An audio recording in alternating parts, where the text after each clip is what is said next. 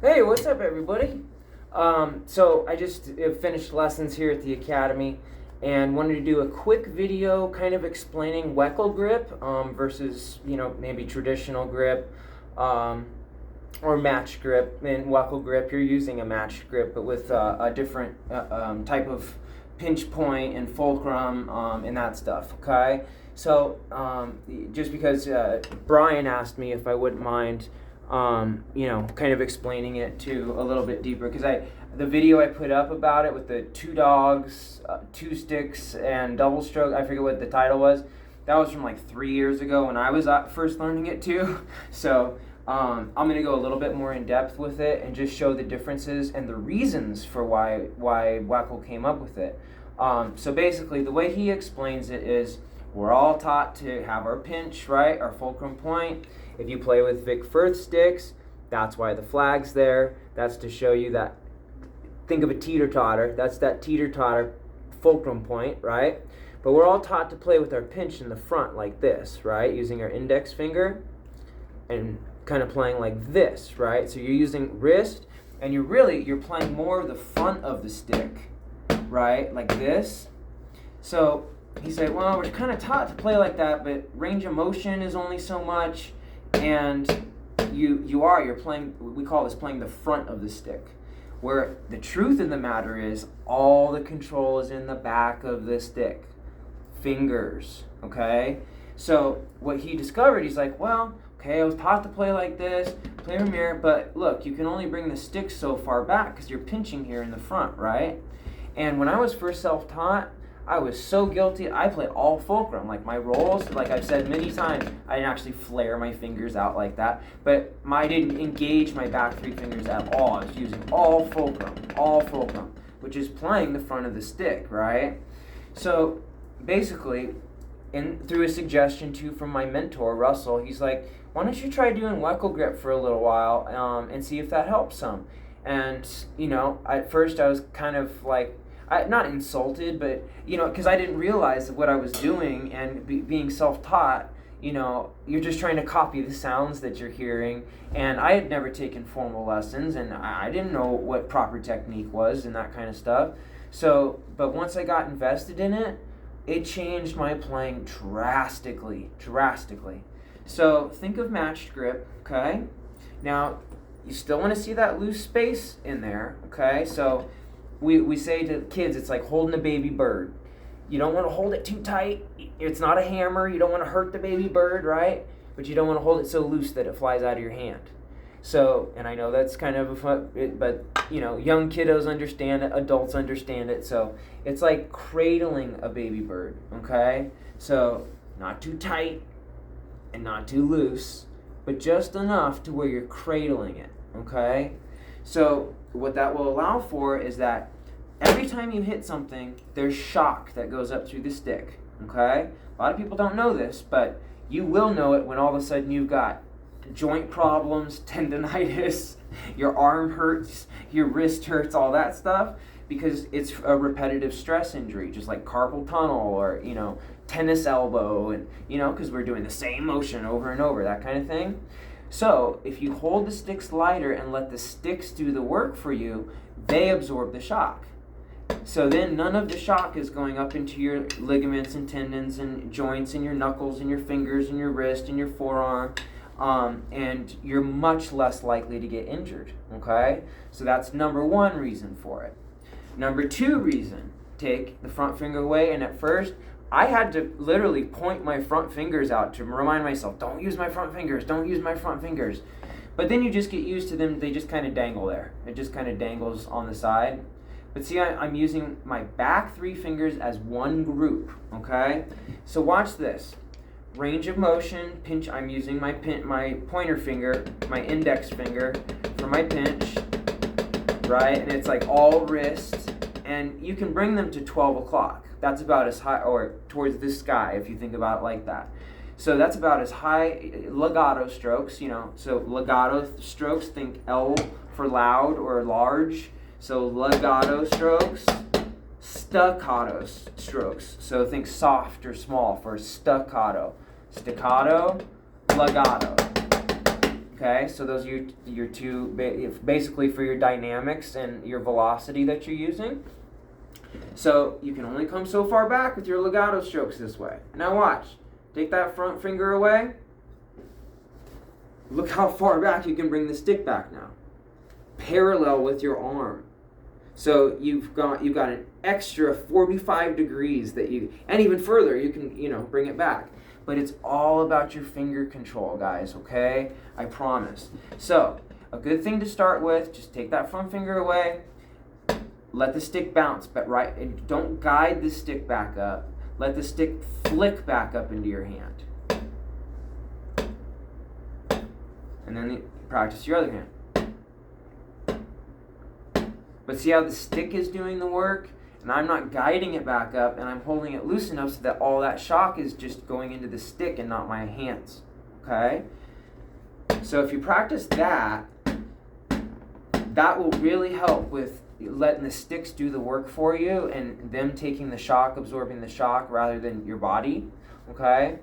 Now, if you take that front finger away, it forces you to use your back three fingers as a group.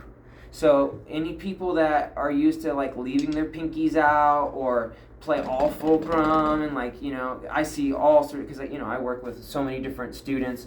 I've seen it all. We call this the pointy finger. You play like that, I've seen students playing upside down, all sorts of really goofy stuff. So the best thing to do, and that's why I teach German or match grip first rather than French. Because German, you're using wrist and fingers rather than all fingers with French. And then after they've learned German, and like good doubles, open stroke doubles where they're using wrist finger, like a Moeller technique basically. That's Moeller technique. So then, once they've learned that, then it's okay. I'm like, okay, then now let's try some French grip stuff. But for this, take your front finger away. Now, look how far back you can bring the stick, guys. It's incredible. And you get way more rebound, you get way more control, and your hand is way more relaxed and open. So, look how much space I have in there, because I'm not pinching here. My finger is just kind of dangling on the side. Okay? But you do have to get used to your fingers following the stick into the palm of your hand. But that's where the control is at, guys. It's in the back of the stick. It's not in the front of the stick, okay? Because the front of the stick is going to follow what you put in the back of the stick, obviously, right? Right? I hope you understand that. So if you're playing the back of the stick with your fingers, you can play faster. And you're here. Sorry. Yeah. Okay. Yeah, I'll lock up.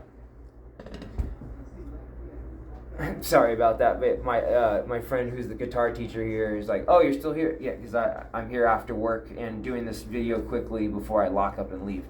But back to my point of pinching the front, it's like all wrist, and you're playing the front of the stick, right? Take that away.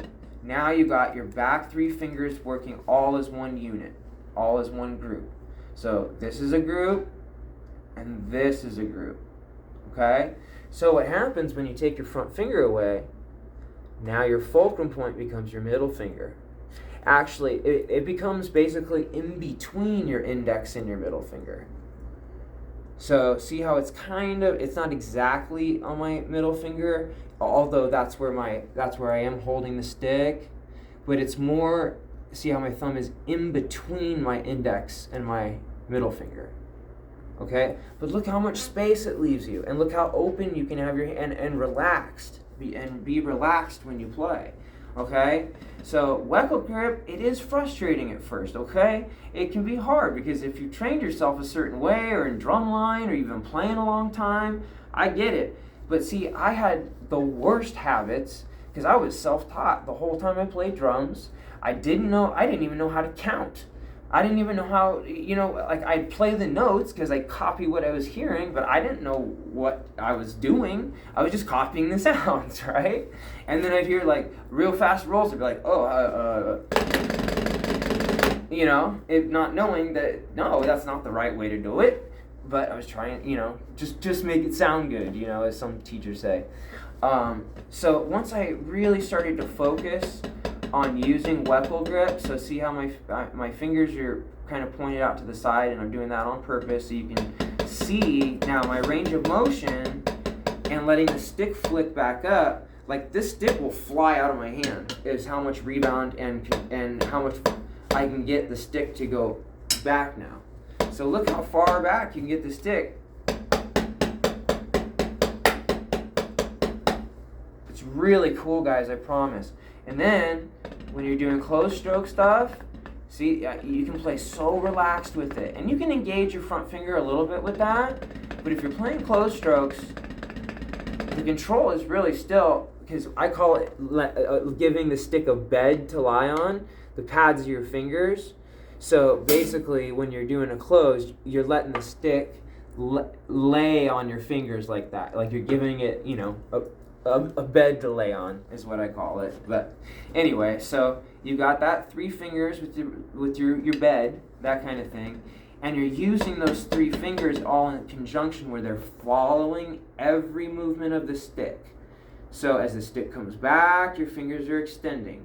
As you pull the stick down, your fingers are pulling into the palm of your hand, okay? Like that, okay? Versus playing the front of the stick, like you're smashing a bug or something. I don't know. It's like, but it makes a world of a difference. A world of a difference. It will allow you to play faster.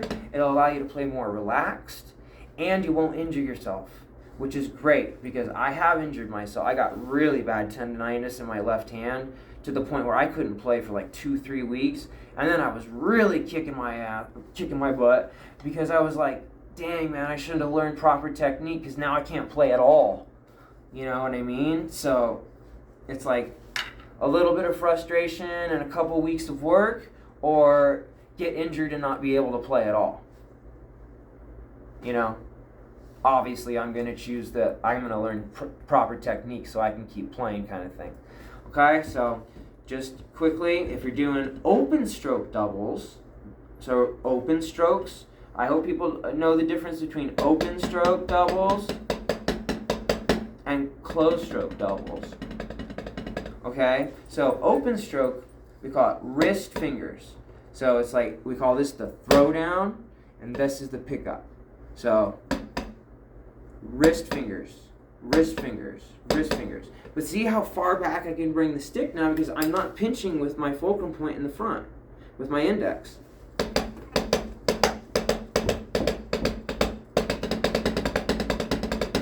So then you're engaging all your fingers while still playing really relaxed. Okay, so those are open strokes. Wrist and fingers, wrist and fingers, wrist and fingers. Drop, pick up, drop, pick up, drop, pick up, drop, pick up. Okay? Then your closed strokes, that's when you're pinching a little bit more of your fulcrum point, and you're using the weight of the stick, and you're not doing like a legato stroke and getting a lot of kinetic energy into the stick first. I do that when I'm doing like triple stroke rolls or like 4-stroke rolls with one hand, like that kind of thing, or like, but like in a Latin phrase, like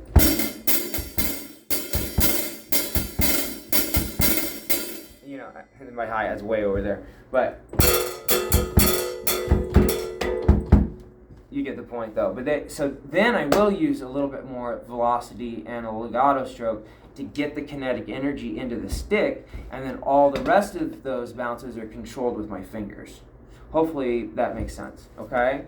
But when you're playing closed strokes, see, look how little my wrists are moving. It's all fingers, and in some forearm movement, a little bit of forearm movement, but you don't want to be doing this. But look, I mean, how relaxed you can do it.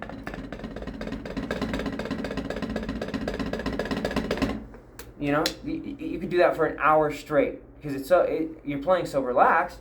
The sticks are doing all the work, and you're barely spending any energy into it. Because see, I'm all about working smart, not hard. Especially from where I had to come from with my fractured spine and blah blah blah. I don't want to get into the full story, but I had to learn proper technique because I couldn't play otherwise. My legs didn't work. Like, I was getting so frustrated for so long because I was like, I'm never going to be able to play, and I want to play. And, but thank God, God, anything's possible with God, and perseverance. Perseverance. Okay, guys? So that's why I work with disabled populations too, and that's where my heart's at, because I get it. I had to go through the same journey, and I know what it feels like to be angry and upset and depressed and fear the future, and I'm never going to walk again, and my whole life is gone overnight, that kind of thing. It's terrible, especially when you're a kid, when you're a kid. So anyway, what I try to do is I try to show them that it is possible. It's 100% possible. So that's how I kind of build rapport with my disabled students. And I just give them a quick little synopsis of what I had to go through and the journey I went through. And how thankful I am for drums, because it literally gave me my life back and my legs back. It gave me my independence, my coordination, and my legs straight, that, and biking and pool aqua therapy. Those three things gave me my legs back. So that's why I'm so passionate about the drums, because it's not just an instrument and a hobby for me. It's something I deeply respect and care about, because it helped give me my life back, So anyway, that's why I like to do what I do with disabled populations as well, okay? Because it is possible. If I can do it, anyone can do it. If God can take someone out of a wheelchair and a walker and a cane to a professional drummer, you can do it, okay? So anyway, back to our little quick lesson here. But a good way to practice those, open strokes first and Weckl grip. So just think of these fingers all as a unit and play air drums. Just imagine you have a circle in front of you, and you should hear that little clicking in your hand. Because see, you're holding it loose enough where the stick is flexing, and you're using your fingers to follow the stick. But look how much range of motion you've got when you use Weckl grip. And more control, because you've got that bed that you're letting the stick lay on. So then your closed stroke rolls, you can just fly with them.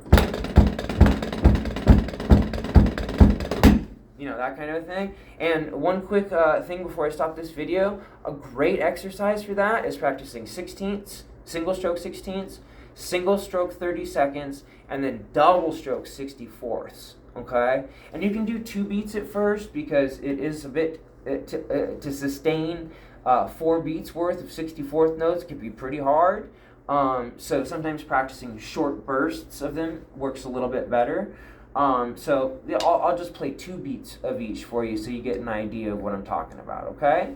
So 16ths, single stroke, 30-second notes, single stroke, 64th notes, double stroke, closed stroke, double stroke, okay? And they're all Weckl. I'm doing all Weckl grip, all right? Starting with 16ths. 1, 2, 3, 4. Well, I'll count because it's going to be in 2/4, but 1, 2, ready, play. 1 E under 2 E under. 1 E under 2 E under. 1 E under 2 E under. Okay, now I'll play 4 beats. 1, 2, 3, 4. 1 E under 2 E under 3 E under 4 E under. Actually, that'll be too long of a video, and it's a little bit too fast, so let me slow it down a little bit too, okay? 1, 2, ready, play. 1 E under 2 E under 3 E under 4 E under.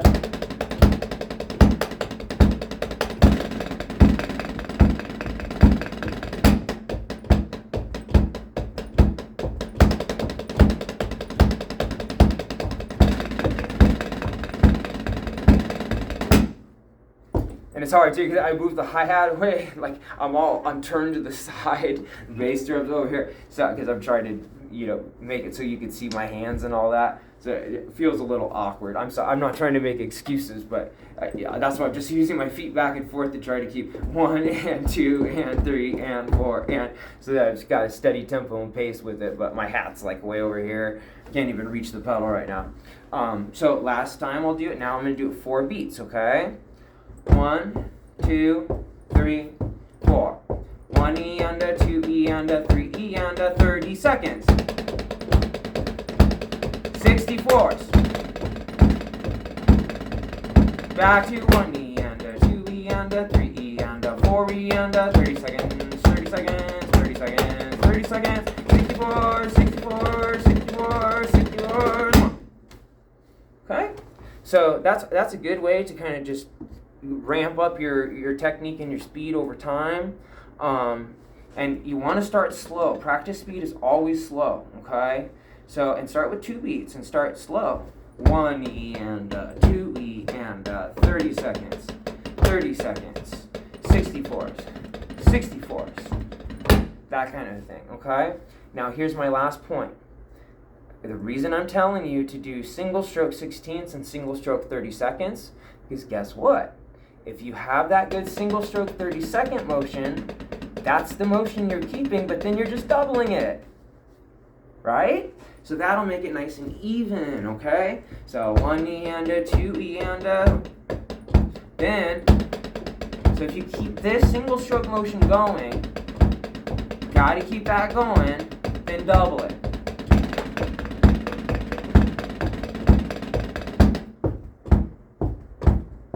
I'll just go right back into 30 seconds. 1, 2, 3,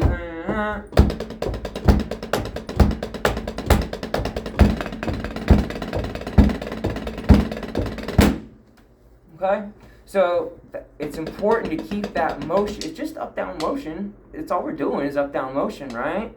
But if you keep that consistent 30-second note, single stroke, that's the motion you have to keep to get to your even 64th notes, okay? So I know this is a lot of the intermediate advanced players already know this stuff, but I have a lot of younger kiddos and students from the academy and private that watch the videos and that stuff too. And I always enjoy, doing these because they're free lessons. They're free lessons, Who doesn't want a free lesson? So, and the reason is because I had to go through the journey of doing it the wrong way, unlearning all my bad habits, and then learning proper technique, which takes way longer than just starting the right way in the first place. Because it's like once you've trained your muscle memory in the wrong way, because the way you practice is the way you're going to play, right? So if you practice the wrong way, and you're only practicing closed stroke doubles, and you're never practicing open stroke doubles, like it's going to be hard. It's going to be hard for you because when you have a taut surface like a snare, sure, that works great. But what about when you have a floppy floor tom? You're gonna be playing closed stroke 64th notes on a floppy floor tom. You know what I mean? So that's why open strokes become really important, so you can hear the clarity on something that doesn't give you very much rebound. Okay? So here's one last thing. I'll show you a good one to practice for opens and closed all in the same sequence. And it's just a 5-stroke roll. It's just a 5-stroke roll. Okay? So for those that don't know what a 5-stroke roll is, you're doing right, left, right. 1, 2, 3, 4, 5. So, and the reason that your rolls are in odd numbers is because you're playing even numbers first, right? 2, 4, 6, 8, 10, 12. You get the, because you're playing double strokes. So it's 1, 2, 3, 4, 5, 6, 7, 8, that kind of thing. Now, the reason they're in an odd number is because that's the accented stroke. So a 5-stroke would be 1, 2, 3, 4, 5, because you're playing even, that 4, even, then the 5 is the accent, right? So here's how you can practice a 5-stroke with open strokes and then closed strokes. Okay, I'll show. And you'll rest in between each one. 1, 2, ready, 1, 1, 2, 3, 4, 5. 1, 2, 3, 4, 5. 1, 2, 3, 4, 5. 1, 2, 3, 4, 5. 1, 2, 3, 4, 5. 1, 2, 3, 4, 5.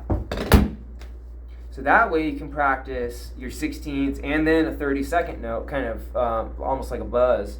And then just go up to a 13-stroke roll. 17s are played sometimes, but most of the time in any school band stuff or orchestral music and that kind of stuff, 13-stroke roll is usually as far as people go. And for those that don't know what a 13-stroke roll sounds like, or what it looks like, or any of that, I always refer my students to lesson 7 in this book, because lesson 7, number 1, that's a 13-stroke roll. People don't know it, but once you point it out, 1 E and a 2 E and a 3 E and a 4. So it's just number 1 from lesson 7. But you're using double strokes to do it, okay? So you're doing 1 E and a 2 E and a 3 E and a 4. That's 13 strokes. 1, 2, 3, 4, 5, 6, 7, 8, 9, 10, 11, 12, 13. Get the idea? Then you can speed it up.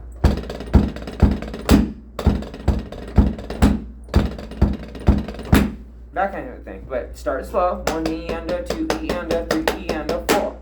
1, 2, 3, 4, 5, 6, 7, 8, 9, 10, 11, 12, 13. That kind of thing, okay? Then left-handed, that kind of thing. But that's a great one. So opens, right, right, left, left, right. Put it up. Right, right, left, left, right. Put it up. Right, right, left, left, right. Put it up. Okay? It's a cool one. And if you just practice a 4-stroke over and over without an accent, that helps tremendously too. That really helps tremendously, because then you get a sense of how to time your hands one after the next to get that quick series of notes, that kind of a thing. That kind of a thing.